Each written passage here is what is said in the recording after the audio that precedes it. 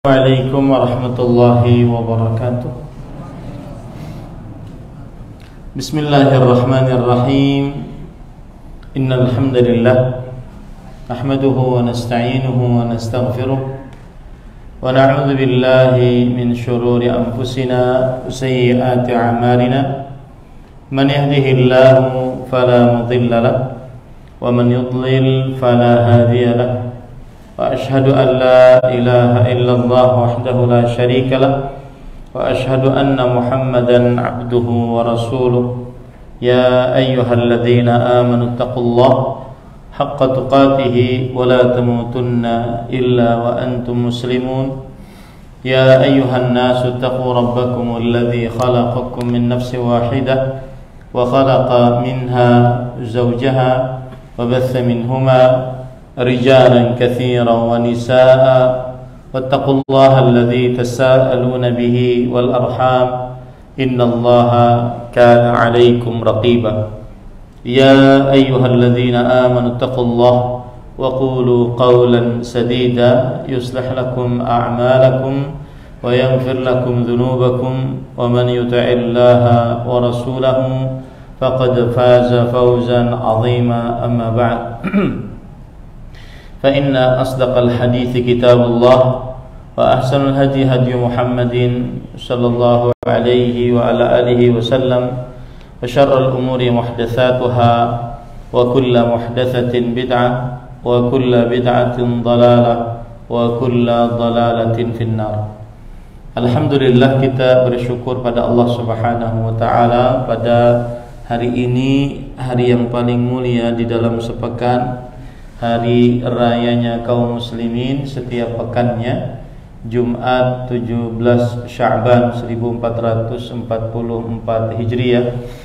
Kita dimudahkan oleh Allah Subhanahu wa taala untuk duduk bersama mengkaji ayat-ayat suci Al-Qur'an dan hadis-hadis Rasul sallallahu alaihi wasallam.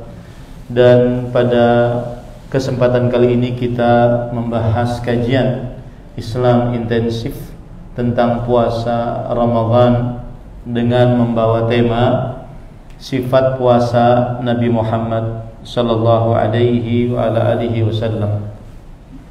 Salawat dan salam semoga selalu Allah berikan kepada Nabi kita Muhammad sallallahu alaihi wa ala alihi wasallam, pada keluarga beliau, para sahabat serta orang-orang yang mengikuti beliau sampai hari kiamat kelak. Dengan nama-nama Allah yang husna dan sifat-sifatnya yang mulia, kita berdoa, Allahumma inna nas'aluka ilman nafi'an wa rizqan tayyiban wa amalan mutaqabbala, Allahumma amin. Ahibati fillah, afanillah wa iyyakum, jamaah Masjid Salman Al-Farisi yang saya cintai karena Allah. Semoga Allah Subhanahu wa taala selalu memberikan afiat kepada kita di dunia dan di akhirat. Pada kesempatan kali ini kita membahas tema sifat puasa Nabi Muhammad sallallahu alaihi wasallam. Tadi di dalam khutbah Jumat yang saya sampaikan di Masjid At-Tarbiyah, saya menyebutkan beberapa langkah untuk menghadapi bulan Ramadan yang insyaallah ta'ala beberapa belas hari lagi. Dan salah satu langkah yang sangat penting untuk menghadapi bulan Ramadan adalah mengisi diri dengan ilmu yang berdasarkan Al-Quran dan hadis Rasul sallallahu alaihi wasallam yang berkaitan dengan puasa dan juga bulan Ramadan. Ini sangat penting, mengisi diri dengan ilmu. Kenapa? Karena al-ilmu qabla al-qawli wal-amal. Berilmu sebelum berucap dan beramal. Dan ilmu ini terbagi menjadi dua. Yang pertama, apa saja amalan-amalan yang disyariatkan di dalam bulan Ramadan. Dan yang kedua, apa saja larangan-larangan yang terlarang di dalam bulan Ramadan, sehingga kita akhirnya benar-benar berpuasa karena iman dan berharap pahala, sebagaimana hadis Rasul sallallahu alaihi wasallam, "Man shama Ramadhana imanan wa ihtisaban, ghufira lahu ma taqaddama min dhanbi." Barang siapa yang berpuasa Ramadan karena iman dan berharap pahala, diampuni dosanya yang telah lalu. Salah satu hal yang bisa menggapaikan seseorang kepada keberkahan Ramadan adalah seseorang masuk ke dalam bulan Ramadan di atas ilmu agama yang benar tentang Ramadan dan tentang puasa. Ini penting yang harus diperhatikan baik-baik oleh setiap muslim. Kita tidak ingin masuk ke dalam perkataan para ulama terdahulu dari ulama salaf, ahwanus siyam tarkut ta'ami wasyarab. Puasa yang paling rendah derajatnya adalah puasa yang cuma meninggalkan makan dan minum. Kita tidak ingin masuk ke dalam hadis Rasul sallallahu alaihi wasallam riwayat Imam Ibnu Khuzaimah, rubba sa'imin hadduhu min siyamihi al-ju' wal 'atash. Berapa banyak dari orang yang berpuasa bagian puasanya hanya mendapatkan lapar dan haus saja. Begitu juga dalam hadis riwayat Imam Ahmad, kam min sa'imin laisa lahu min siyami illa al-ju'. Berapa banyak dari orang yang berpuasa bagian dari puasanya hanya dapat lapar saja. Kita tidak ingin seperti itu. Oleh karenanya pada kesempatan kali ini kita ingin berilmu sebelum memasuki Ramadan dan sebelum memasuki puasa. Dan tema kita adalah sifat puasa Nabi Muhammad sallallahu alaihi wasallam. Kita harus yakin betul bahwa puasa kita tidak akan diterima oleh Allah Subhanahu wa taala kecuali dengan mencontoh Nabi Muhammad sallallahu alaihi wasallam. Sebagaimana hadis yang sering didengar oleh kaum muslimin, bahkan dilecehkan oleh sebagian orang, yaitu man 'amila 'amalan laisa 'alaihi amruna fahuwa radd. Barang siapa yang beramal yang tidak ada contohnya, maka amalannya tersebut tertolak. Puasa adalah amalan, dan amalan puasa harus sesuai dengan yang disyariatkan oleh Rasul sallallahu alaihi wasallam.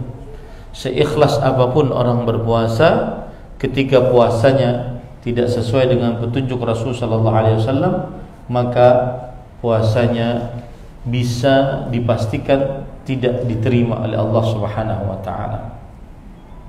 Bukan kita yang mempunyai hak untuk mengatakan tidak diterima, akan tetapi itu berdasarkan dalil-dalil bahwa ibadah yang tidak sesuai dengan petunjuk Rasul sallallahu alaihi wasallam, maka ibadahnya tertolak. Syarat agar diterimanya amal ibadah di samping keikhlasan adalah sesuai dengan petunjuk Rasul sallallahu alaihi wasallam. Allah Subhanahu wa taala berfirman, "Qul in kuntum tuhibbunallaha fattabi'uni yuhibbukumullah." Katakanlah wahai Muhammad sallallahu alaihi wasallam, jika kalian mencintai aku maka ikutilah. Jika kalian mencintai Allah maka ikutilah aku. Maka disinilah pentingnya mempelajari tentang puasa Nabi Muhammad sallallahu alaihi wasallam, karena kita ingin ketika kita meninggalkan yang mubah, puasa itu meninggalkan yang mubah, meninggalkan makan, minum, bersetubuh dengan istri mubah, kita tinggalkan demi puasa, dan kita berharap mendapatkan pahala dari meninggalkan yang mubah tersebut. Nah, kita langsung kepada poin tentang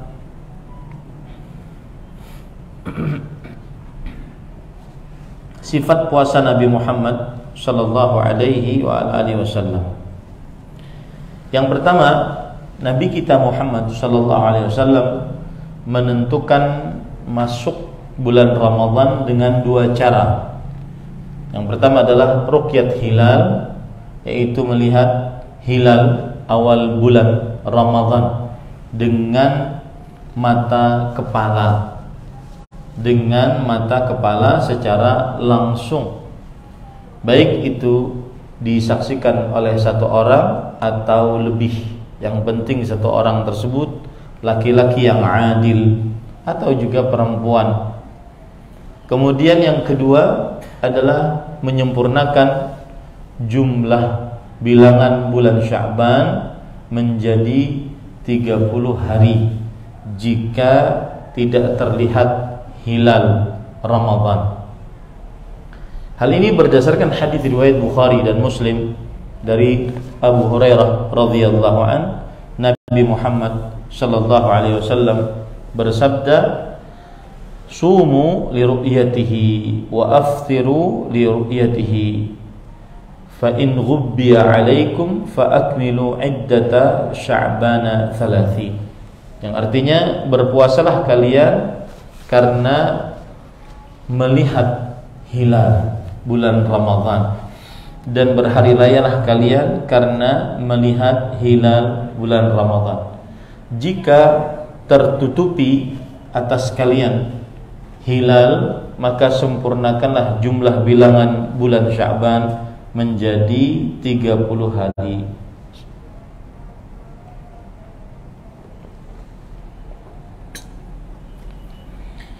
Ini para ikhwan yang dirahmati oleh Allah Subhanahu wa ta'ala. Dan yang kedua, sifat puasa Rasul sallallahu alaihi wasallam adalah jika melihat hilal bulan, maka beliau berdoa kepada Allah Subhanahu wa ta'ala dengan doa yang lafaznya Allahumma ahillahu alaina bil yumni wal iman was salamati wal islam rabbi wa rabbukallah. Dari Talhah bin Ubaidillah radhiyallahu an bahwa Nabi Muhammad sallallahu alaihi wasallam jika beliau melihat hilal awal bulan, maka beliau berdoa, ya Allah, masukkanlah bulan itu kepada kami dengan kenyamanan, keimanan, keselamatan, dan keislaman. Sesungguhnya Rabbku dan Rabb engkau wahai bulan adalah Allah Subhanahu wa ta'ala. Maka berdoa, hafalkan doa ini, Allahumma ahillahu alaina bil yumni wal iman was salamati wal islam rabbi wa rabbukallah. Yang ketiga, yaitu bergembira ketika memasuki bulan Ramadan. Dan ini termasuk daripada petunjuk Rasulullah sallallahu alaihi wasallam saat memasuki bulan Ramadan, bergembira memasukinya. Di dalam hadis yang diriwayatkan oleh Imam Ibnu Majah dari Abu Hurairah radhiyallahu anhu, Rasulullah sallallahu alaihi wasallam bersabda, "Inna hadzal syahra qad hadarakum." Sesungguhnya bulan ini telah menghampiri kalian. Ya, kata Anas bin Malik radhiyallahu, kata Abu Hurairah radhiyallahu anhu, Rasulullah sallallahu alaihi wa ala alihi wasallam beliau bersabda, sesungguhnya bulan ini telah menghadiri kalian.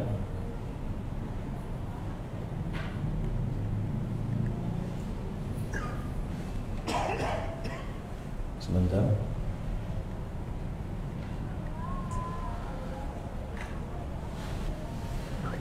Ya.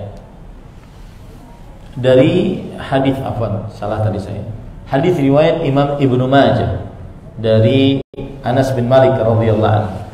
Beliau berkata, "Dakhala Ramadan." Telah masuk bulan Ramadan. Lalu Rasulullah sallallahu alaihi wasallam bersabda, "Inna hadzal syahra qad hadarakum." Sesungguhnya bulan yang mulia ini telah hadir di tengah-tengah kalian. Ini penyambutan Rasulullah sallallahu alaihi wasallam terhadap bulan Ramadan. Dan tidak pernah kita dapati dalam hadis-hadis beliau bahwa beliau menyambut sebuah bulan dari bulan-bulan pada tahun Qamariyah kecuali bulan Ramadan.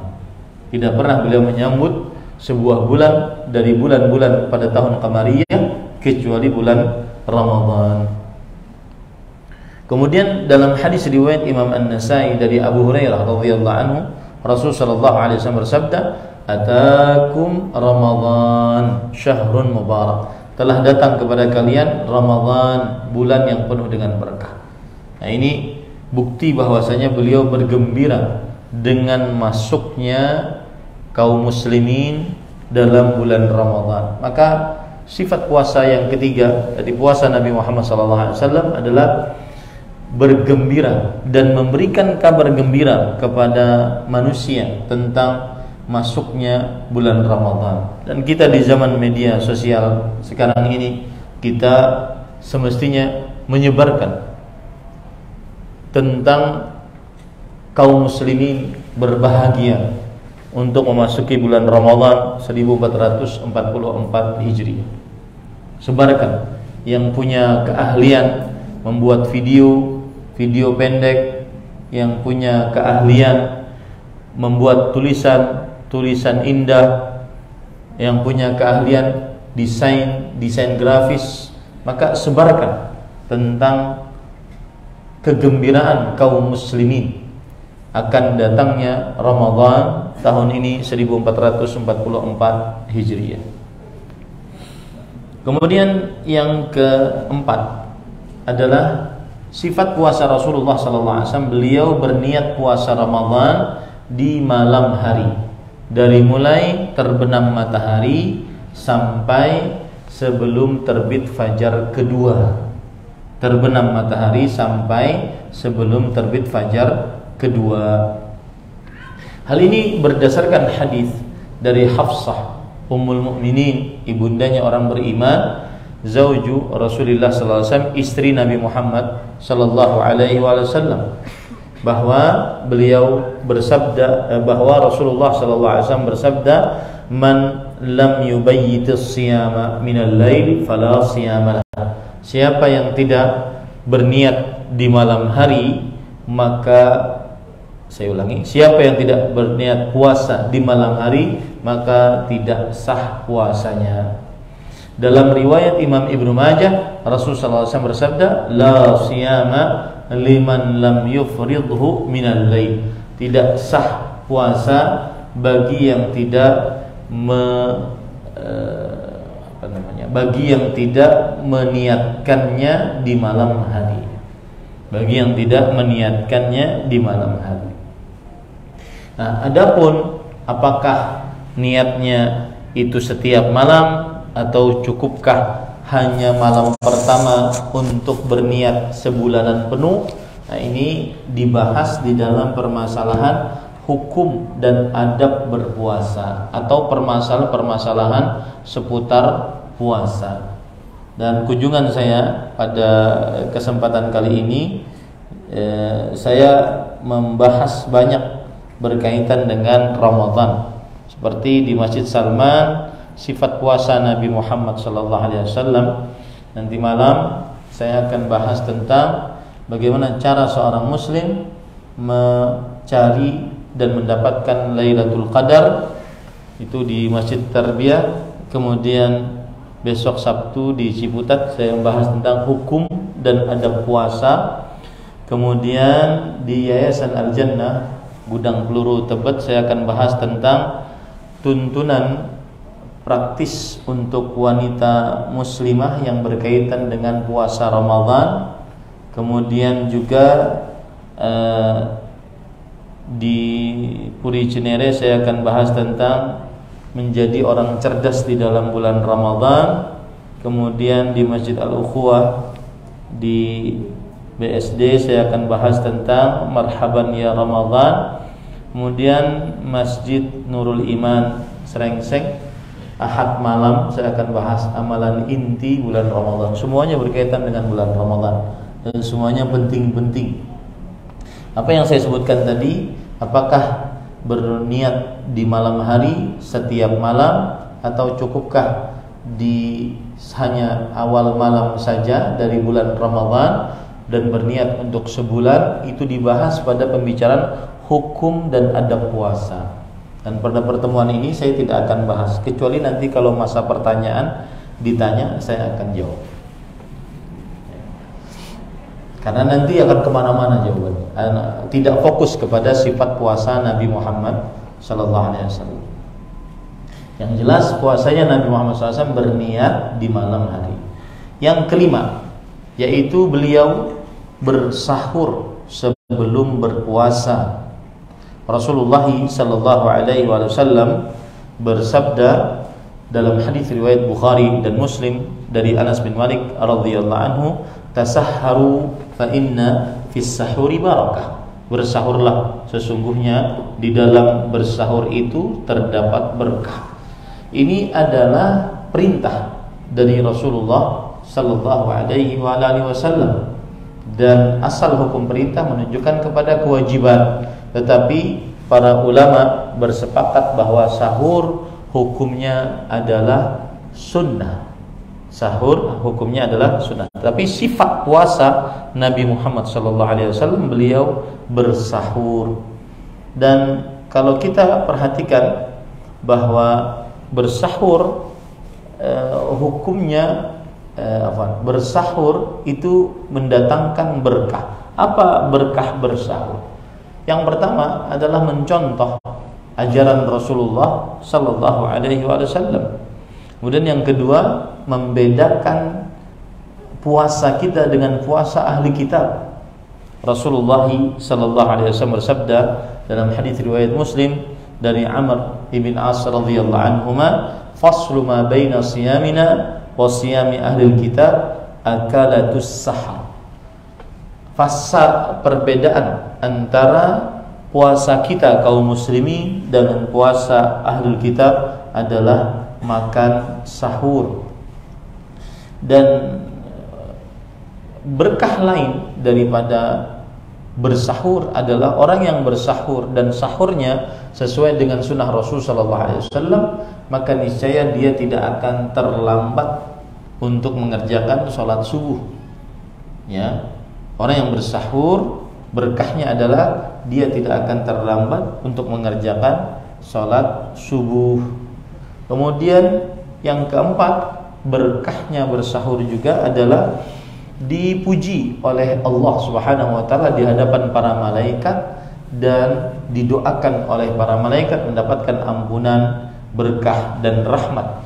Sebagaimana hadis dari Abu Sa'id Al-Khudri radhiyallahu anhu, Rasulullah sallallahu alaihi wa alihi wasallam bersabda, "As-sahuru akluhu barakah, fala tad'u walau an yajra'a ahadukum jur'atan min ma, fa inna Allah azza wa jalla wa malaikatahu yusalluna 'alal mutasahhirin."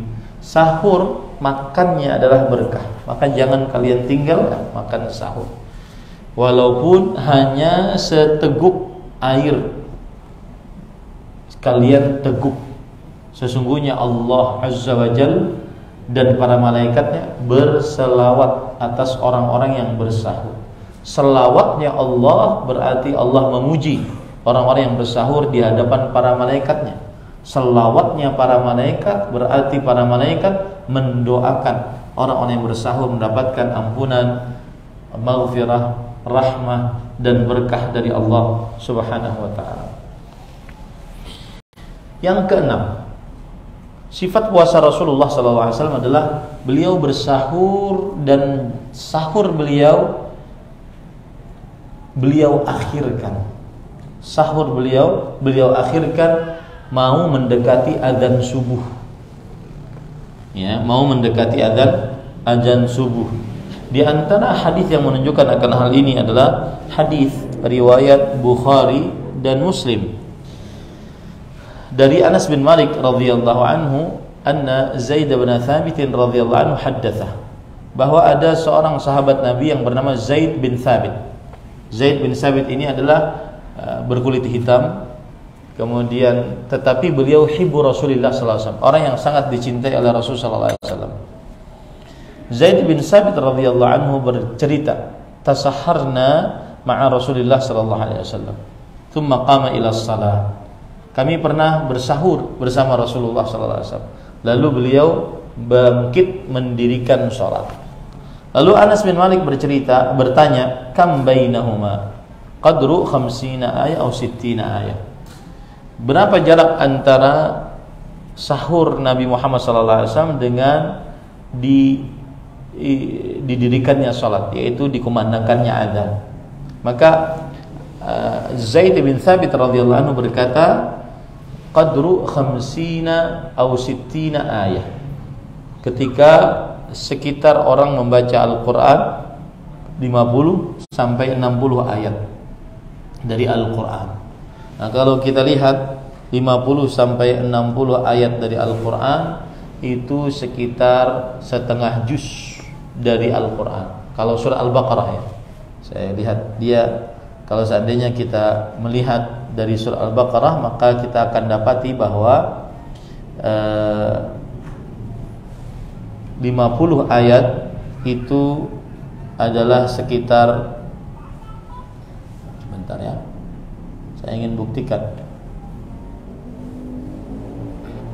50 ayat, 1 lembar, 2 lembar, 3 lembar, 4 lembar, 5 lembar. Iya, 60 ayat itu sekitar setengah juz. Setengah juz, orang yang lancar baca Qur'annya sekitar 15 menit.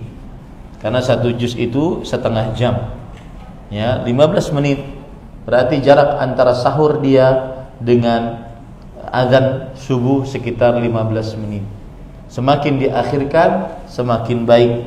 Itulah sifat dari sahurnya Rasulullah sallallahu alaihi wa ala alihi wasallam.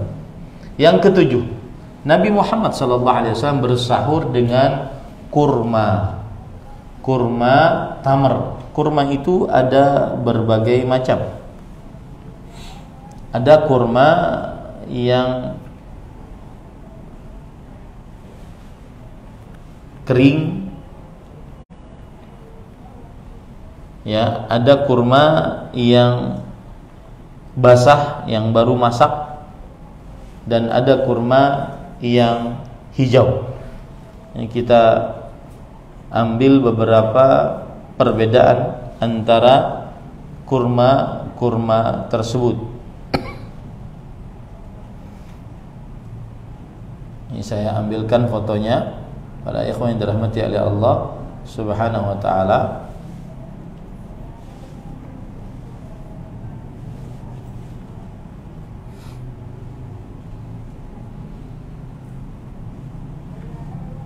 Ya.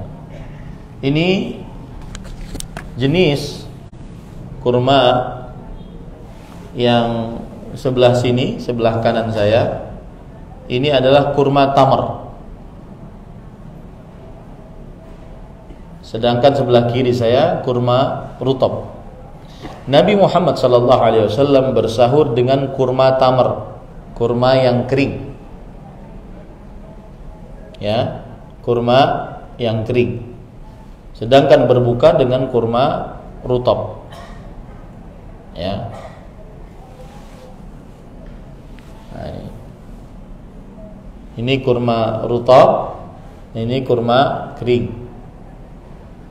Nah, dan sekarang dengan canggihnya teknologi, mudahnya alat transportasi, cepatnya alat transportasi, maka kita di Indonesia pun bisa merasakan akan hal ini. Sekarang sudah banyak yang jualan kurma tamar dan yang jualan kurma rutab. Biasanya kurma itu kan dia berbuah saat musim panas, seperti Juni, Juli, Agustus, musim panas dia berbuah. Nah, kemudian saat itulah seseorang mengumpulkan yang rutop-rutop. Kemudian setelah Agustus, September, Oktober, November, Desember itu biasanya sudah menjadi tamar. Nah, dulu kita mendapati kurma rutop hanya di Arab Saudi. Sekarang kurma rutop sudah banyak di toko-toko di Indonesia. Karena saking mudahnya alat teknologi, alat transportasi, alat penyimpanan, saking canggihnya di zaman sekarang. Maka semestinya kita berusaha benar-benar sesuai dengan petunjuk Rasul sallallahu alaihi wasallam saat bersahur. Dalam hadis riwayat Imam Abu Dawud dari Abu Hurairah radhiyallahu an, Rasul sallallahu alaihi wasallam bersabda, "Ni'ma sahurul mu'min at-tamr." Sebaik-baik sahurnya orang beriman adalah kurma tamr. Kurma tamr. Nah, tetapi tidak juga kalau seandainya seseorang tidak sanggup untuk beli, kalau seandainya seseorang tidak sanggup untuk mengadakan, maka apa saja yang bisa dikonsumsi sebagai bentuk makan sahur disilahkan. Karena dalam hadis yang lain riwayat Imam Ahmad dari Abu Sa'id Al-Khudri radhiyallahu an, Rasul sallallahu alaihi wasallam bersabda, "As-sahuru kulluhu barakah, fala tad'u." Makan sahur seluruhnya adalah berkah, maka janganlah tinggalkan makan sahur tersebut. Walau an yajra'a ahadukum jur'atan min ma, meskipun salah seorang hanya minum satu teguk dari air. Ini menunjukkan bahwa boleh saja bersahur dengan selain kurma, dengan selain kurma tamar atau dengan selain kurma. Yang kedelapan, sifat puasa Rasulullah sallallahu alaihi wasallam yang kedelapan adalah beliau tetap berpuasa meskipun saat azan subuh beliau dalam keadaan junub. Dalam keadaan junub karena bergaul dengan istri. Maksudnya adalah begini, azan subuh maka beliau belum mandi dari junub karena bergaul dengan istri. Ya, maka beliau belum mandi dari junub karena bergaul dengan istri. Meskipun sudah azan subuh, maka beliau tetap berpuasa. Beliau mandi, kemudian salat subuh, dan kemudian beliau berpuasa. Hal ini berdasarkan hadis riwayat Bukhari dan Muslim dari Aisyah dan Ummu Salamah radhiyallahu anhuma, anna Rasulullah sallallahu alaihi wasallam kana yudrikuhul fajru junuban fi Ramadan min ghairi hulumin fayaghtasilu wa yasum. Adalah Rasulullah sallallahu alaihi wasallam mendapati waktu fajar dalam keadaan dirinya junub di dalam bulan Ramadan, bukan karena mimpi tapi karena bergaul. Lalu beliau mandi, lalu beliau berpuasa. Tentunya bergaulnya sebelum azan subuh, jangan pas azan subuh.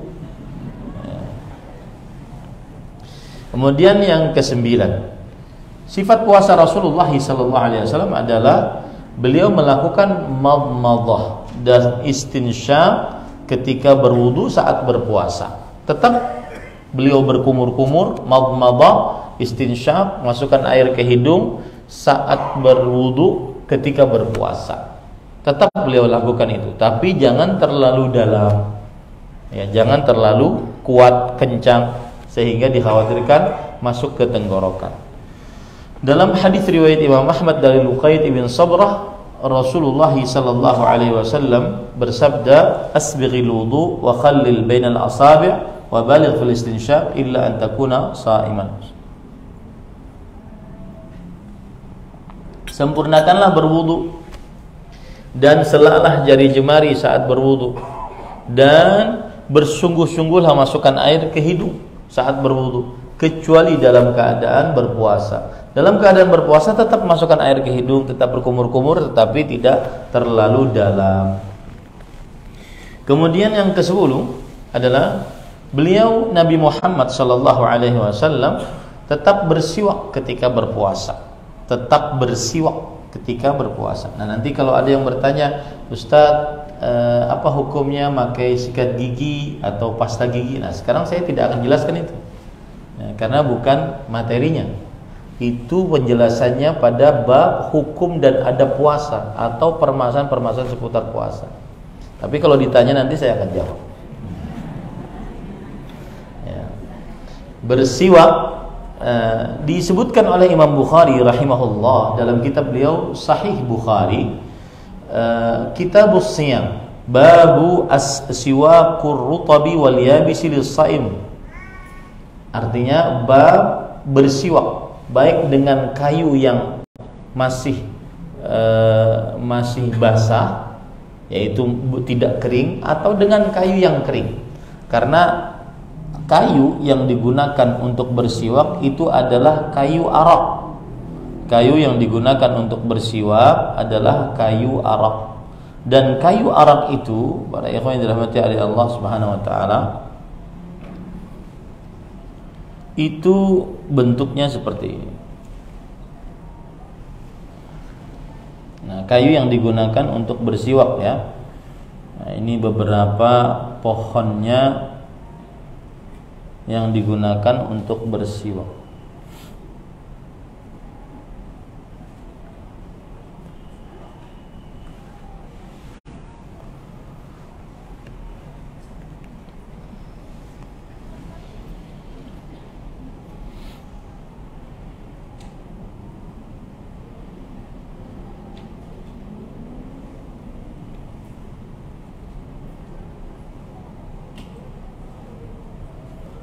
Baik kayunya itu adalah kayu yang masih basah, yang baru dipotong dari pohonnya, atau kayu yang sudah kering ya, baik kayunya masih basah atau kayu yang sudah kering ya. Nabi Muhammad SAW beliau bersiwak meskipun sedang berpuasa. Nah, perhatikan riwayatnya. Dari Amir bin Rabi'ah radhiyallahu anhu, beliau bercerita, ra'aitun nabiyya sallallahu alaihi wasallam yastaqu wa huwa sha'im ma la uhsi wa la u'id. Aku pernah melihat Rasul sallallahu alaihi wasallam bersiwak saat beliau sedang dalam keadaan berpuasa dalam jumlah yang sering tidak bisa dihitung. Nah, dalam jumlah yang sering tidak bisa dihitung. Kemudian juga berdasarkan hadis riwayat Imam An-Nasai, keumuman hadis ini menunjukkan bahwa boleh bersiwak baik puasa atau di luar puasa. Rasul sallallahu alaihi wasallam bersabda, "As-siwaku mathaharatun lil fami wa mardatun lirrabb." Siwak itu membersihkan mulut dan mendatangkan ridha Allah Subhanahu wa taala. Kemudian yang ke-11, termasuk sifat puasa Rasulullah sallallahu alaihi wasallam adalah menjaga salat wajib 5 waktu dan bagi laki-laki berjamaah di masjid. Ini sifat puasa Rasulullah SAW. Karena kalau seandainya ada orang yang berpuasa lalu dia tidak sholat, maka tidak manfaat sholatnya. Ya, saya sering dicela dalam masalah ini, tapi itulah konsekuensi pendakwah. Ya, sering dicela dalam masalah ini. Jadi apabila ada orang berpuasa tapi tidak sholat, maka tidak manfaat puasanya. Saya bacakan fatwa dari Imam Ibnu Baz rahimahullah. Beliau ditanya, "Hunaka man yasumu wa yuaddi ba'd al-ibadat walakinahu la yusalli, fahal yuqbalu shaumuhu wa ibadatuhu?" Di sana ada orang yang berpuasa dan mengerjakan berbagai macam ibadah tapi dia tidak sholat. Apakah diterima puasanya dan ibadahnya? Maka beliau kemudian menjawab setelah mengucapkan bismillah alhamdulillah, as-sahihu anna ta'riqas salati 'amdan yakfur bidzalika kufran akbar wa bidzalika la yasihhu shaumuhu wa la yuqbalu ibadatuhu hatta yatuba ila Allah subhanahu. Pendapat yang benar bahwa yang meninggalkan salat dengan sengaja dia kufur dengan hal itu, kekufuran akbar yang tidak sah puasanya dan tidak diterima sisa-sisa ibadahnya sampai dia bertaubat kepada Allah Subhanahu wa taala. Adapun mengerjakan salat wajib berjamaah di masjid terutama bagi laki-laki yang baligh, berakal, kemudian muqim, maka banyak sekali dalilnya. Di antaranya adalah seorang yang buta yang tidak diizinkan oleh Rasul sallallahu alaihi wasallam selama mendengar azan untuk tidak sholat di masjid. Rasulullah SAW bersabda, la ajidu laka rukhsah, aku tidak dapati engkau keringanan bagimu. Padahal kalau kita perhatikan bahwa orang buta ini bagaimana dikatakan oleh Imam Ibnu Qayyim rahimahullahu taala, bahwa orang ini buta, tidak ada penuntun, jarak antara rumah dengan masjidnya lumayan jauh, kemudian ada binatang-binatang buas antara jalan antara rumahnya dengan masjidnya, ya, dan seterusnya. Tidak diizinkan oleh Rasul sallallahu alaihi wasallam. Nah, kemudian yang ke-12, sifat puasa Rasulullah sallallahu alaihi wasallam. Saat berpuasa beliau tetap mencumbu istrinya, baik itu memeluk, mencium, merangkul istrinya. Tetapi beliau adalah orang yang paling kuat menahan syahwatnya.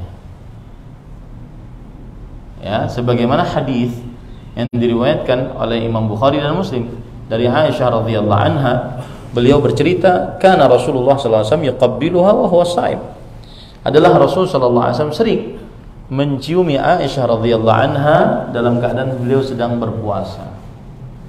Ya, dalam keadaan beliau sedang berpuasa. Dan subhanallah, kenapa Aisyah radhiyallahu anha sering bercerita yang seperti ini? Salah satu faedahnya, ini ilmu poligami ya. Salah satu faedahnya adalah beliau ingin memperlihatkan bahwa akulah istri yang paling dicintai oleh Rasulullah SAW. Dan itu yang terjadi apabila seorang lelaki berpoligami. Ya, masing-masing istrinya akan memperlihatkan dan akan melayani suaminya dengan sebaik-baiknya sehingga terjadi fastabiqul khairat. Tetapi sepertinya itu ilmu saja. Ya, ilmunya begitu. Saya juga tidak tahu.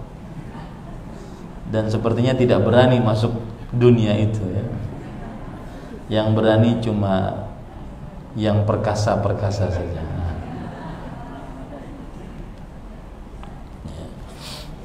Nah, dan di dalam riwayat yang lain Rasulullah SAW bersabda, kana amlakakum li irbi. Beliau adalah orang yang paling sanggup menahan hawa nafsunya di antara kalian. Nah, ini bukan berarti kemudian umatnya mempraktekkan langsung puasa-puasa meluk, puasa-puasa mencumbu. Ternyata kejadian nanti, bayar kafarat nanti. Ya. Karena jangan samakan dengan Rasul sallallahu alaihi wasallam. Beliau kuat orangnya. Seharian menggauli 9 istri kuat. Ente? Ya. Nah, jadi jangan disamakan. Ya. Ada sebagian orang yang baru mencium bau wangi istrinya saja sudah melayang-layang. Ya. Maka jangan disamakan dengan Rasulullah SAW. Yang ke-13. Nah, ini penting. Sifat Rasul sallallahu alaihi wasallam, sifat puasa Nabi Muhammad sallallahu alaihi wasallam adalah menjauhi seluruh yang membatalkan puasa. Apa saja yang membatalkan puasa? Yang membatalkan puasa di antaranya adalah paling berat, yaitu berjima, yaitu masuknya kepala kemaluan laki-laki ke dalam kemaluan perempuan meskipun tidak keluar air mani. Ini batal puasanya dan dia wajib untuk membayar kafarat. Ya, dalil bahwa ini adalah pembatal puasa surat Al-Baqarah ayat 187. Kemudian juga berdasarkan hadis Rasul sallallahu alaihi wasallam dari Abu Hurairah radhiyallahu anhu, beliau bercerita, bainama nahnu julusun 'inda Nabi sallallahu alaihi wasallam, ketika kami duduk-duduk bersama Rasul sallallahu alaihi wasallam, idja'ahu rajul, lalu datang seorang lelaki dan berkata, ya Rasulullah, halaktu, wahai Rasulullah, aku sudah binasa. Qala malak, lalu Rasul sallallahu alaihi wasallam mengatakan, ada apa engkau? Kenapa engkau mengatakan binasa? waqa'tu 'ala imra'ati wa ana sha'im. Aku menggauli istriku dalam keadaan sedang aku berpuasa. Dan para ulama berijma' bahwa tidak ada khilaf di antara para ulama bahwa berjima membatalkan puasa. Ya. Kemudian yang kedua adalah keluarnya air mani dengan sengaja, baik itu karena mencium, memeluk, ataupun karena melihat yang diharamkan, akhirnya keluar air mani dengan sengaja, maka ini membatalkan puasa. Kemudian yang ketiga adalah makan dan minum. Makan dan minum, maka ini membatalkan puasa berdasarkan Al-Quran, hadis Rasul, dan ijma'. Al-Quran yaitu surat Al-Baqarah ayat 187. Ya. Kemudian hadis Rasulullah sallallahu alaihi wasallam bersabda dalam hadis riwayat Bukhari dan Muslim, yatruku syahwatahu wa ta'amahu wa syarabahu min ajli. Puasa itu milikku, kata Allah. Aku yang akan mengganjar puasa. Kenapa? Karena ia meninggalkan syahwatnya, makan minumnya karena aku. Ya, makan dan minumnya karena aku. Ini yang ketiga. Yang keempat pembatal puasa adalah yaitu yang semakna dengan makan dan minum. Seperti misalkan suntikan yang membuat seseorang tambah kuat. Kemudian seperti juga transfusi darah yang membuat seseorang tambah kuat. Ini membatalkan puasa, ya. Atau hal-hal lainnya yang menyebabkan seseorang mendapatkan energi semakna makan dan minum. Kemudian yang kelima adalah mengeluarkan darah dalam jumlah yang banyak. Mengeluarkan darah dalam jumlah yang banyak. Rasulullah SAW bersabda, aftaral hajim wal mahjum. Orang yang membekam dan orang yang dibekam telah berbuka dari puasanya. Hadis riwayat Abu Daud. Dan ini khilaf di antara para ulama nantinya, karena ada riwayat bahwa Nabi Muhammad SAW berbekam dalam keadaan puasa. Ya, ada riwayat seperti itu. Kemudian yang keenam, pembatal puasa adalah muntah dengan sengaja.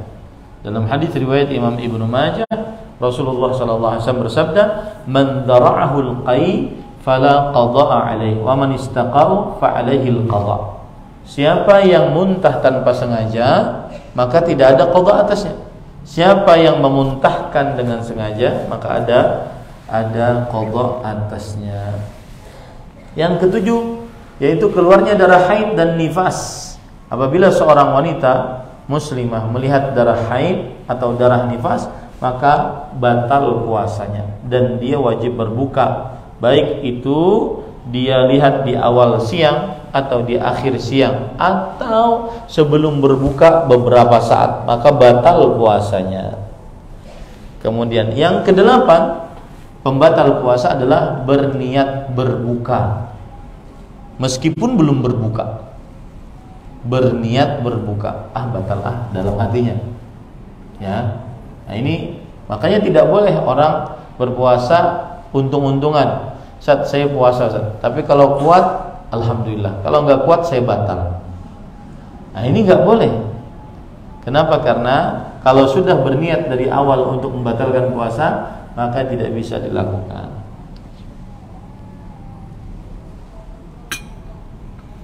Yang kesembilan, murtad, keluar dari agama Islam.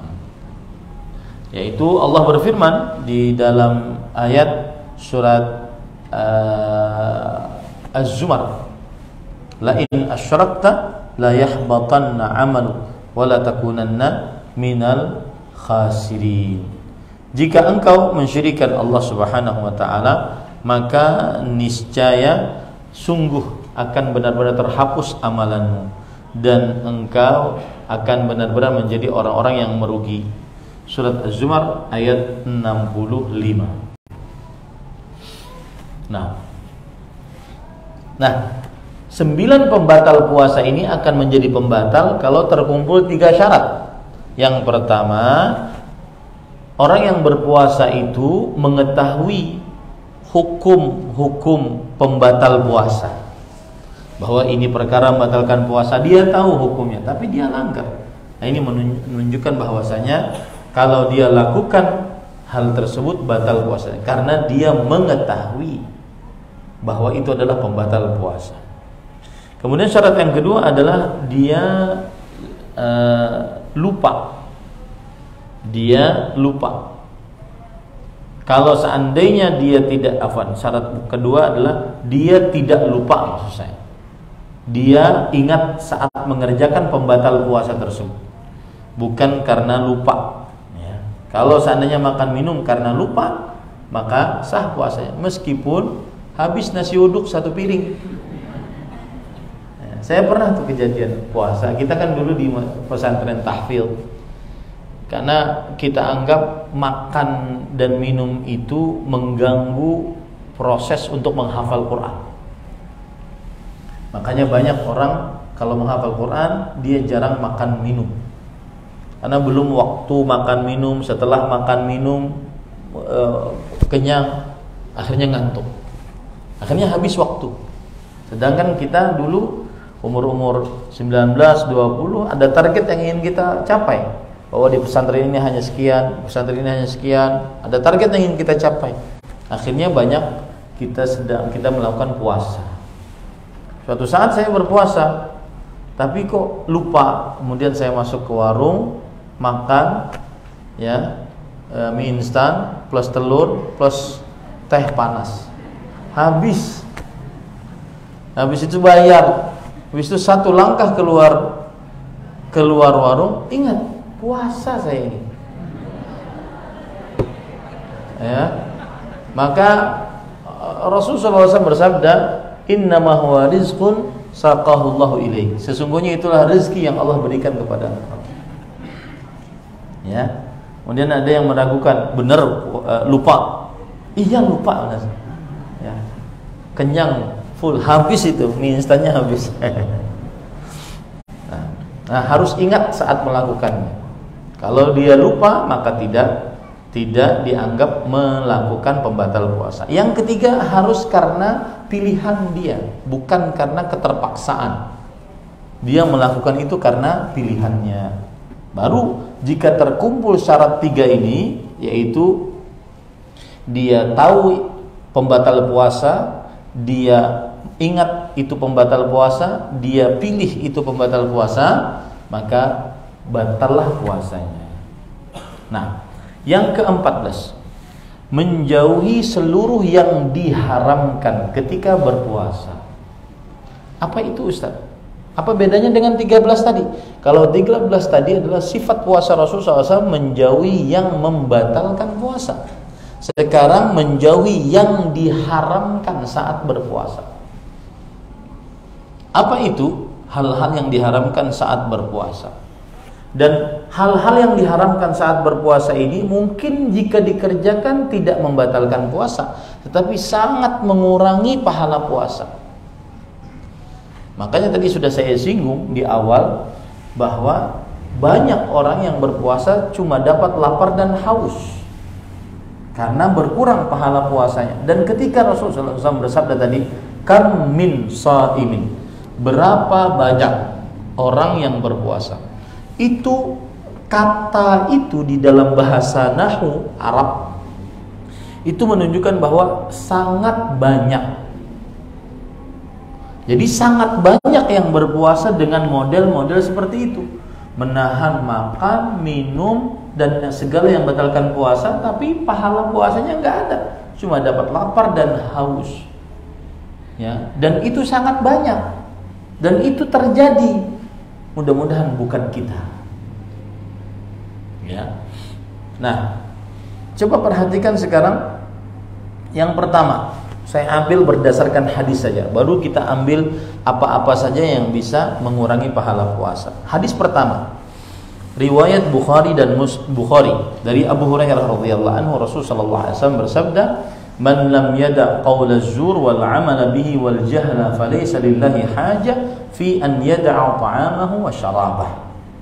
Siapa saja yang tidak meninggalkan qaul az-zur, ucapan dusta, wal 'amala bihi, dan perbuatan yang mengkonsekuensikan kepada kedustaan, wal jahla, perbuatan sia-sia, maka Allah tidak memiliki hajat untuk dia meninggalkan makan dan minumnya. Artinya orang ini puasa meninggalkan yang mubah, makan minum gak manfaat. Kenapa? Karena masih dusta. Puasa-puasa masih berbohong. Puasa-puasa masih melakukan perbuatan yang mengkonsekuensikan kepada kebohongan, kedustaan. Yang ketiga, perbuatan bodoh, sia-sia. Ya, perbuatan bodoh atau sia-sia. Nah, Al-Hafidh Ibnu Hajar Al-Asqalani rahimahullahu ta'ala menjelaskan qauluz zur al-kadhib, yang arti daripada ucapan dusta itu adalah ucapan zur artinya adalah dusta dan segala macam yang berkaitan dengan kedustaan, kebohongan. Kemudian al-amala bih, yaitu perbuatan yang mengkonsekuensikan kepada kedustaan. Al-jahla, kebodohan, yaitu perbuatan yang sia-sia, tidak ada manfaatnya dikerjakan di dalam bulan Ramadan. Seperti apa itu para ikhwan? Berarti 3 poin ya ini yang bisa mengurangi pahala puasa. Dusta, perbuatan yang mengkonsekuensikan kepada kedustaan. Ini semuanya menipu, mengoplos, memalsukan, memarkup, macam-macam. Ini enggak manfaat puasanya. Kemudian yang ketiga, jahla. Al-jahla ini adalah hal yang sia-sia, seperti yaitu namimah, mengadu domba, ghibah, menyebutkan buruknya seseorang tidak di hadapannya. Nah, ini termasuk yang sia-sia. Termasuk yang sia-sia juga adalah musik, nyanyian. Ini termasuk yang sia-sia. Ya, al-jahl termasuk yang sia-sia. Tapi itu hadis yang pertama. Hadis yang kedua yaitu hadis yang diriwayatkan oleh Imam Ibnu Khuzaimah dari Abu Hurairah radhiyallahu anhu. Rasulullah sallallahu alaihi wasallam bersabda, "Laisa as-siyamu minal akli wasyurb, innamas siyamu minal laghwi warrafath." Bukanlah berpuasa itu menahan makan dan minum saja, tetapi sesungguhnya puasa adalah menahan perbuatan laghu. Laghu itu seperti apa? Perbuatan yang melalaikan. Nah, seperti yang sudah saya sebutkan tadi, musik, nyanyian, ya. Kemudian scroll Instagram berjam-jam, melihat tante-tante goyang. Oh ya, itu kerjaan para lelaki di zaman sekarang. Ya. Nah, ini sangat mengurangi pahala puasa. Sangat mengurangi pahala puasa. Allah. Kemudian ar-rafath. Sesungguhnya puasa juga menahan dari rafath. Apa itu rafath? Perhatikan perkataan Al-Hafidh Ibnu Hajar Al-Asqalani rahimahullah dalam kitab beliau Fathul Bari. Ar-rafath al-kalamul fahish, perkataan yang keji, kotor, porno. Wa huwa yutlaqu ala hadha wa ala al-jima'. Dan perkataan rafath adalah perkataan yang kotor atau perkataan yang mengandung hubungan laki-laki perempuan. Wa ala muqaddimatihi, dan segala hal yang berkaitan dengan pendahuluan kepada perbuatan tersebut. Aw wa ala dzikrihi minan nisa, atau segala ucapan, perbuatan yang berkaitan dengan perempuan, syahwat kepada perempuan. Ini rafath. Dan ini sangat mengurangi pahala puasa di dalam bulan Ramadan. Maka hati-hati pada ikhwan yang dirahmati oleh Allah, rugi rasanya kita meninggalkan makan, minum, ya, yang halal-halal kita tinggalkan tapi nggak dapat pahalanya. Nggak ada pahalanya, cuma lapar dan haus saja. Nah, ini hati-hati ya. Nah, kemudian Rasulullah SAW bersabda, fa in sabbaka ahadun aw jahila 'alaika faltaqul inni sha'im inni sha'im. Apalagi sebelum saya lanjutkan, apalagi di zaman sekarang melalui media sosial yang hampir semua dari kita memilikinya, terlihat hal-hal yang kotor di media sosial, hal-hal yang sangat tabu untuk diceritakan sekarang sudah divideokan, bahkan mencari duit dengannya. Hubungan suami istri, ya, yang menyerempet ke sana divideokan dan nyari duit, dapat duit, yang nonton jutaan, dapat duit dengannya. Bahkan kadang-kadang antara suami istri bekerja sama untuk memperlihatkan kepornografian, pornoaksian. Dan itu sering saya ingatkan, hati-hati orang-orang yang seperti ini. Masuk ke dalam hadis Rasul riwayat Imam Ibnu Majah, beliau bersabda, la taf'alu, jangan kalian lakukan demikian. Fa innahu kamathali syaitanin laqiya syaitanatan fi tariqin faghashiyaha wan nasu yanzurun. Dia adalah seperti setan laki-laki bertemu dengan setan perempuan di tengah jalan, lalu mereka bergaul dan orang-orang pada nonton. Lihat bahasanya itu, pada nonton, persis seperti yang digambarkan oleh Rasulullah SAW. Bahkan yang sangat ironi, kadang-kadang yang membuat video-video konten seperti itu kadang-kadang sudah berjilbab, katanya mengaku kenal dakwah sunnah. Enggak, ini harus diingatkan. Kenapa akhirnya kawan-kawan yang sudah ngaji kemudian masuk ke dalam jurang itu? Karena tidak ada yang mengingatkan. Dianggap ini biasa, dianggap ini sesuatu yang wajar. Orang-orang juga mengerjakannya seluruhnya.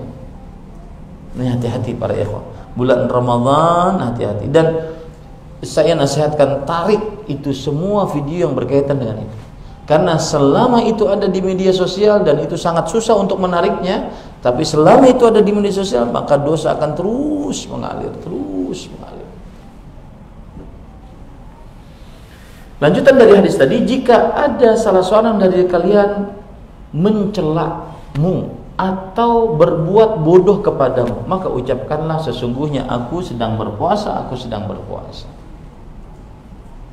Nah, berarti dari hadis ini kita ambil 2. Tadi 3, kemudian tambah 2, berarti 5. Yang 3 pertama adalah dusta. Yang kedua, perbuatan yang mengkonsekuensikan kepada kedustaan. Yang ketiga, perbuatan kebodohan, sia-sia. Kemudian yang keempat, perbuatan yang melalaikan.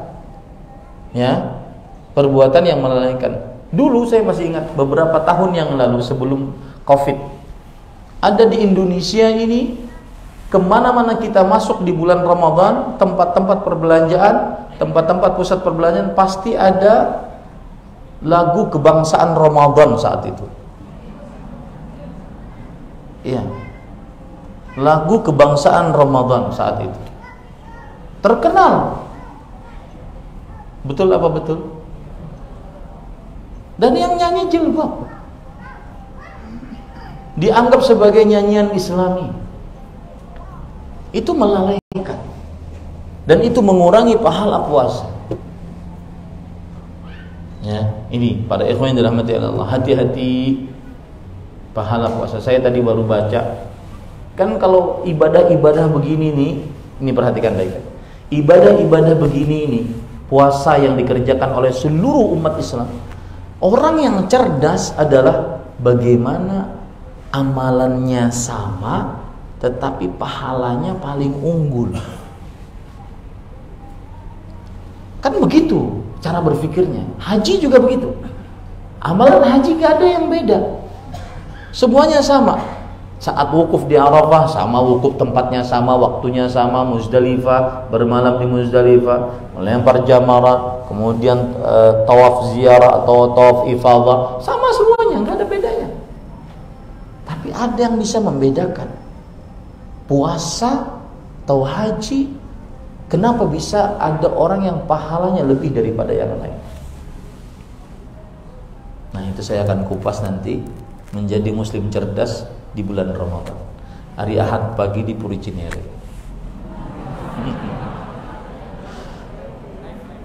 Ya. Ini para ikhwan yang dirahmati oleh Allah. Nah, kebalikan dari itu, maka hati-hati, jangan sampai mengurangi pahala puasa. Jangan sampai mengurangi pahala puasa. Nah, tidak ada, khusus saya pribadi, sangat-sangat tidak pernah keluar kota kecuali yang sangat berat, seperti jemput anak dari pesantren untuk bulan Ramadan. Karena sayang pahala puasa kita. Kita capek-capek meninggalkan yang halal. Puasa itu kan ninggalin yang halal. Makan, minum, berjimak itu halal, kita tinggalkan demi puasa. Ternyata di akhir bulan Ramadan persis seperti yang disebutkan oleh Rasulullah SAW. Raghima anfu rajulin adraka Ramadan summa salah falam yughfar lahu. Sungguh seseorang tersungkur hidungnya ke tanah. Maksudnya dia sangat merugi, dengan kerugian yang sangat besar. Diberikan umur oleh Allah masuk bulan Ramadan, kemudian tidak diampuni dosanya dan dijauhkan dari surganya Allah Subhanahu wa taala. Bulan ampunan tapi tidak diampuni. Salah satu penyebabnya adalah karena ternyata pahala puasa Ramadannya selama ini cuma dapat lapar dan haus. Kenapa? Mengerjakan yang tadi. Dusta, perbuatan yang mengkonsekuensikan pada kedustaan, kemudian kebodohan, kemudian perbuatan melalaikan, ya, lahu, kemudian yang kelima, perkataan dan perbuatan rafath. Yang itu di zaman kita ini sangat mudah dicari. Ya, ar-rafath. Ini para ikhwan yang dirahmati oleh Allah Subhanahu wa taala. Kemudian hadis yang ketiga, riwayat Imam Bukhari dan Muslim dari Abu Hurairah radhiyallahu anhu. Rasulullah sallallahu alaihi wasallam bersabda, "Wa idza kana yaumu shaumi ahadikum fala yarfuth wa la yaskhab, fa in sabahu ahadun aw qatalu falyaqul inni imru'un sha'im."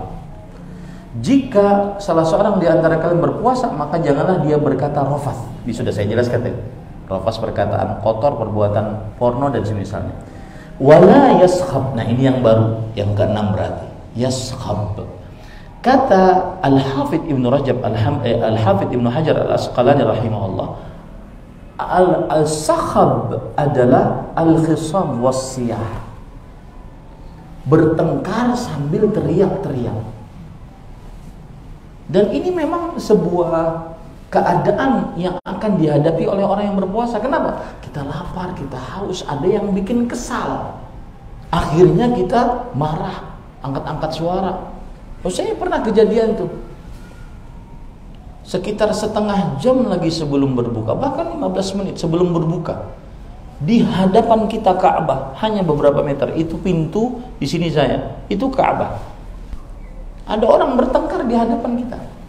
Bertengkar untuk sesuatu yang tidak perlu di hadapan Ka'bah 15 menit sebelum berbuka.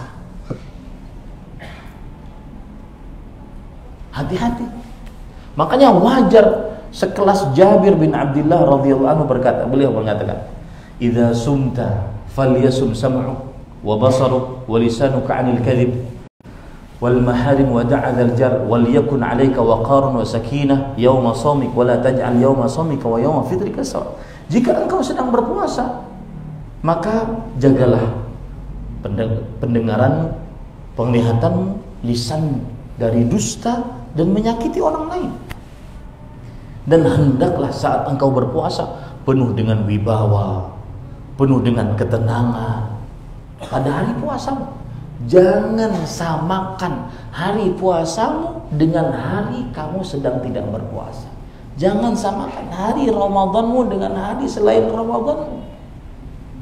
Ayo Pak Bu, tekad Ramadan tahun ini lebih khusyuk, lebih hikmat, lebih berwibawa, penuh dengan ketenangan. Ini musim bagi yang tahu. Ya, setiap detiknya sangat berharga. Coba perhatikan. Makanya Rasulullah SAW pernah bersabda dalam hadis riwayat Imam Tirmidzi, "Man samata najah." Yang diam dia yang selamat. Terutama saat berpuasa. Nah, ini berarti larangan yang keenam yang mengurangi pahala puasa adalah sakhab. Teriak, bertengkar sambil teriak-teriak. Dan itu sering terjadi. Apalagi di kota antum ini yang sangat besar ini. Saya pernah pagi-pagi lewat di dalam kemacetan, nyenggol sedikit aja udah marah. Betul apa betul? Ya, jadi kelahi, nyenggol sedikit aja. Yang satu jatuh padahal cuma tersenggol sedikit. Marah. Kenapa? Karena dalam benaknya saya tidak ingin terlambat. Kamu membuat saya terlambat. Nah, itu hati-hati bulan Ramadan. Hati-hati. Nah, mungkin ada yang bertanya, mengapa kita ini kan sudah puasa Ustaz, ninggalin makan, minum, bersetubuh karena Allah, tapi mengerjakan yang 6 tadi akhirnya pahala kita nihil, 0. Apa sebabnya Ustaz? Kita kan sudah ibadah, ya beri ke berapa dari 10, mungkin ada 1, ada 2 gitu. Ini kok 0 sama sekali gitu. Apa rahasianya? Ini dijelaskan oleh para ulama. Lihat Al-Hafidh Ibn Rajab Al-Hambali, beliau berkata, "Anna at-taqarruba ila Allah Ta'ala bi tarkil mubahat la yakmul illa ba'da at-taqarrubi ilaihi bi tarkil muharramat." Mendekatkan diri kepada Allah dengan meninggalkan yang mubah. Makan, minum, bersetubuh kita tinggalkan untuk mendekatkan diri kepada Allah. Ini tidak sempurna kecuali setelah mendekatkan diri kepada Allah dengan meninggalkan hal-hal yang diharamkan. Faman irtakabal muharramat thumma taqarraba bitarkil mubahat kana bibasabati man yatrukul faraid wa yataqarrabu bin nawafil. Siapa yang mengerjakan yang haram lalu dia puasa meninggalkan yang mubah. Siapa yang mengerjakan yang haram lalu dia puasa meninggalkan yang mubah. Yang halal-halal dia tinggalkan demi mubah, tapi dia kerjakan yang haram.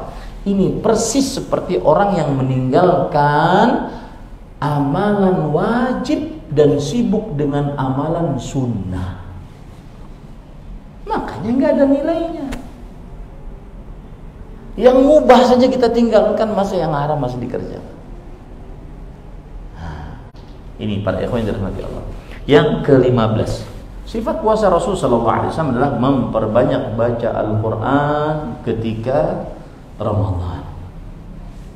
Dan ini saya akan bahas dalam permasalahan amalan inti dalam bulan Ramadan. Saya akan kupas amalan-amalan inti Ramadan. Ya, antum kalau punya ustaz-ustaz bahas. Karena ada amalan-amalan inti dalam bulan Ramadan. Amalan banyak. Tapi ada amalan-amalan inti dalam bulan Ramadan. Di antaranya baca Quran. Kenapa? Karena satu, Allah menurunkan Al-Quran dalam bulan Ramadan. Surah Al-Baqarah ayat 185. Syahr Ramadan alladzi unzila fihi Al-Quran. Bulan Ramadan yang diturunkan di dalamnya Al-Quran. Yang kedua, Rasul sallallahu alaihi wasallam menghatamkan Al-Quran di setiap bulan Ramadan. Maka para ulama mengatakan, idza jaa Ramadan innama huwa syahru tilawatil Quran wa it'amut ta'am. Amalan inti bulan Ramadan cuma 2 kata para ulama.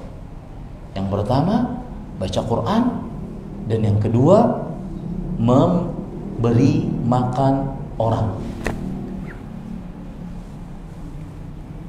Yang di jalan-jalan saat azan-azan tidak ada ta'jil, kasih. Mereka akhirnya berbuka dengan ta'jil kita. Ta'jil itu penyegerahan berbuka kita. Itu membukakan puasa, nggak mesti harus 1 piring nasi uduk, enggak. Nah, ini para ikhwan dirahmati oleh Allah Subhanahu wa taala. Ini Ustaz tadi nyebut nasi uduk, mau nasi uduk kok Ustaz? Baik. Yang ke-16, memperbanyak sedekah. Rasul sallallahu alaihi wasallam bersabda, "Man fattara sha'iman kana lahu mithlu ajri shaim min ghairi an yanqusa min ajri shaimi syai'an." Siapa yang membukakan puasa, maka baginya pahala orang yang berpuasa tersebut tanpa mengurangi pahala orang yang berpuasa tersebut sedikit pun. Ternyata yang kita bukakan puasa hari itu dia khatam Quran. Wah, berapa banyak pahalanya. Dan ini orang cerdas nih.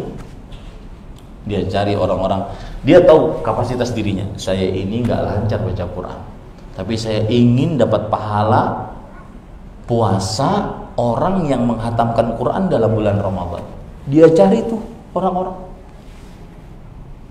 dia bukakan puasa, dapat pahala. Itu kecerdasan dalam bulan Ramadan. Ini para ikhwan yang dirahmati oleh Allah Subhanahu wa taala. Yang ke-17, Nabi Muhammad sallallahu alaihi wasallam memerintahkan untuk berumrah dalam bulan Ramadan. Memerintahkan berumrah dalam bulan Ramadan. Beliau bersabda dalam hadis riwayat Bukhari dan Muslim, yaitu inna umratan fi Ramadan ta'dilu hajjatan ma'i, atau taqdi hajjah. Sesungguhnya berumrah dalam bulan Ramadan senilai berhaji bersamaku. Maka berumrah dalam bulan Ramadan, terutama yang diluaskan rezekinya oleh Allah Subhanahu wa taala, berumrah dalam bulan Ramadan. Apalagi di zaman sekarang mudah. Di zaman sekarang mudah. Visa mudah didapat. Berumrah dalam bulan Ramadan. Kemudian yang selanjutnya, sifat puasa Rasulullah SAW yang ke-18 adalah beliau terkadang meskipun bersafar tetap berpuasa. Lihat bahasa saya, terkadang meskipun bersafar tetap berpuasa.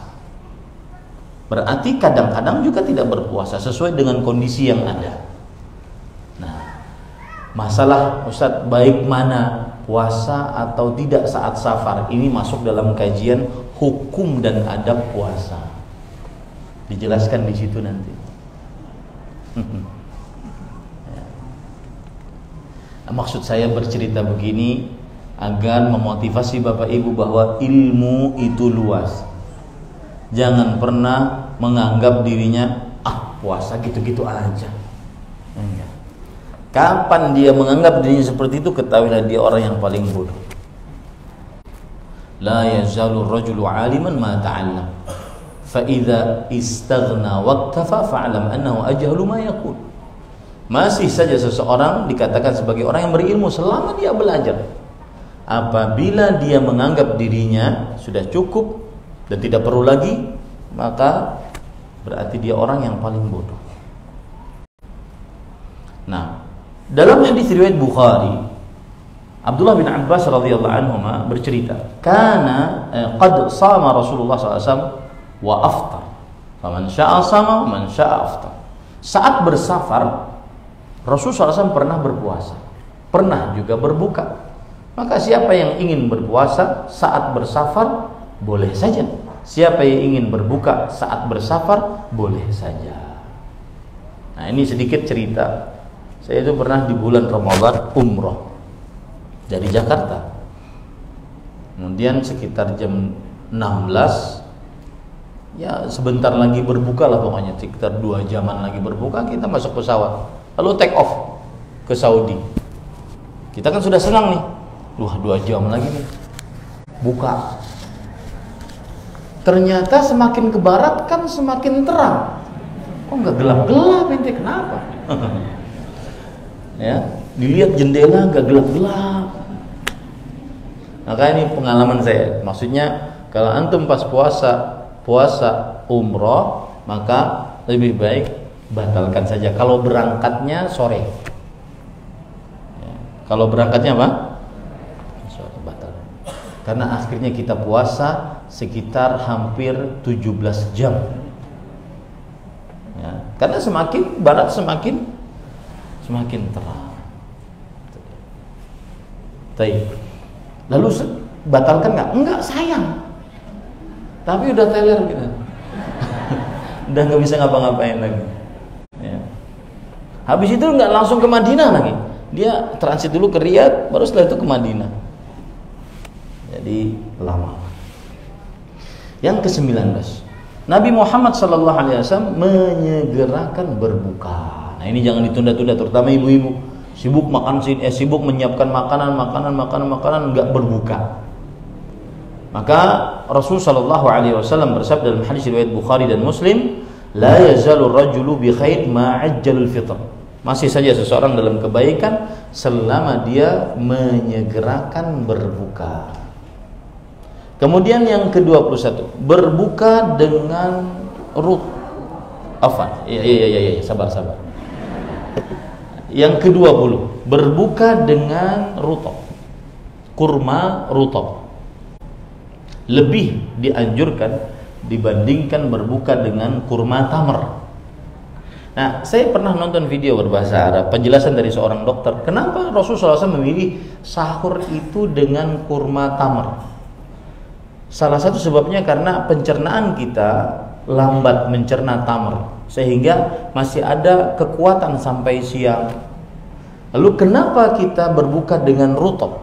Karena dia lembut.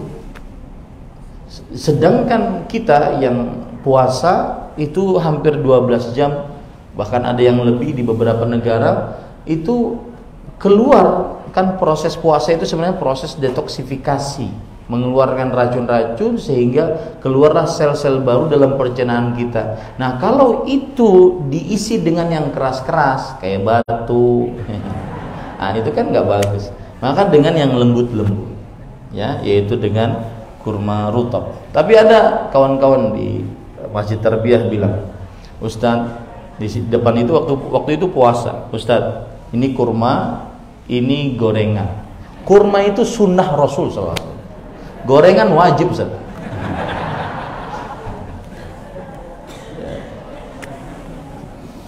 Nah, yang ke-21, berdoa ketika berbuka.